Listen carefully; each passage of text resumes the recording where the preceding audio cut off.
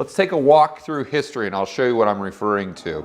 We've got a chart that has home prices, building costs, population, and the interest rate on the 10-year Treasury bond, which is directly tied to mortgages. This chart starts at 1890 and goes to 2005.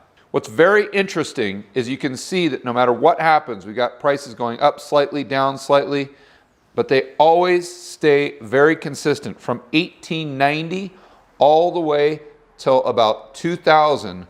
Home prices adjusted for inflation stayed very constant, and every time that they'd go down or up, they would always mean revert. That includes building costs going down, going up, going down, going up for long periods of time, going down for long periods of time. That includes the population of the United States growing from 63 million to 294 million. That includes interest rate cycles where they're going up and down and up and down. We had interest rates as high as 18% in the 1970s, and even with that, home prices still were close to the mean. And let's take this one step further to really think about what happened to the United States throughout this time frame.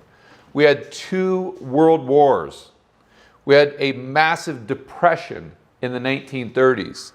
We had almost hyperinflation in the 1970s.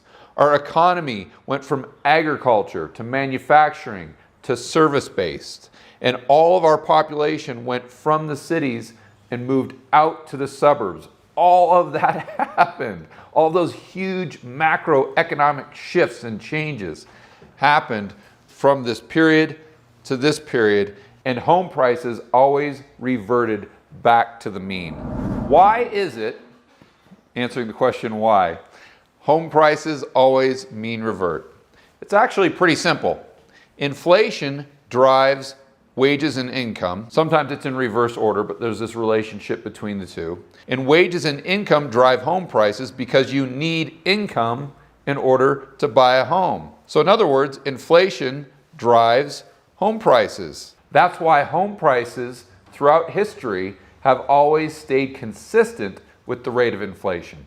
And this mean reversion is something that's extremely predictable. Let's go to a quote here from the Dallas Fed going back to 2010. As gauged by an aggregate of housing indexes dating to 1890, real home prices rose 85% to their highest level in August 2006. They've since declined 33%, falling short of most predictions for a cumulative correction of at least 40%. In fact, home prices still must fall 23% if they are to revert to their long-term mean. Where were prices when the Dallas Fed said that in 2010? This chart that we have here goes to 2005. So if we remember correctly, home prices kept going up. Oh, I'm running out of room on my chart here. But then they came back down like this. And in 2010, they were approximately here. Remember in that quote, they said that home prices would most likely fall another 23% to revert back to their mean. This was 2010. As we know, home prices bottomed out in 2012. At what point? Right back to their historic mean. In 2019, prices have gone all the way back up to where they were in 2006, and in some areas they've gone a lot higher. In other areas they haven't gone up that high, but as an aggregate total in the United States, we're right back where we were in 2006. Well, maybe wages have gone up. Remember, wages equal home prices. Let's look at this chart going back to 2006. Editor, let's pull that up. And as you can see in this chart, wages since 2000 have actually decreased when you adjust for inflation. Well, maybe people have been saving a lot more because obviously you need savings in order to have a down payment to actually purchase a home. Well, let's look at the savings right now. And you'll see, looking at this chart from the Federal Reserve, that the savings rate in the United States right now in 2019 is the lowest that it has ever been. So we have real wages down, savings rate at all-time lows, but home prices, even adjusted for inflation, are at all-time highs.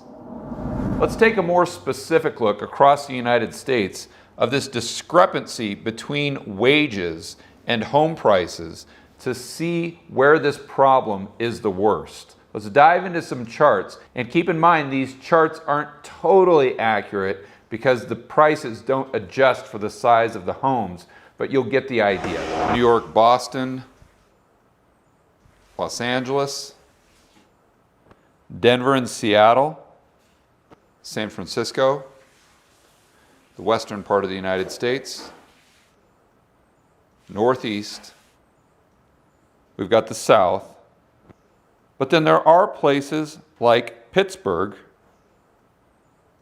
and the Midwest. And if you'll notice those last two charts, that's why I always suggest buying rental properties in these areas where the price to income ratios are actually not too bad. So if you're one of those people that believe that home prices will always be at these elevated levels, if not go higher when wages and income stay the same at this level, then you have to believe that at some point in the future, income will no longer be required to buy a home or to make mortgage payments. As far as my opinion, I think that you actually will need money, you will need wages, and you will need income always to buy a home and to make mortgage payments. Therefore, I can safely say that in the future, home prices will definitely mean revert. And if they do, that means that right now, we are 100% in a housing bubble. And for more facts and information on the housing bubble 2.0 that I promise you have never heard anywhere else, check out this content right here, and I will see you on the next video.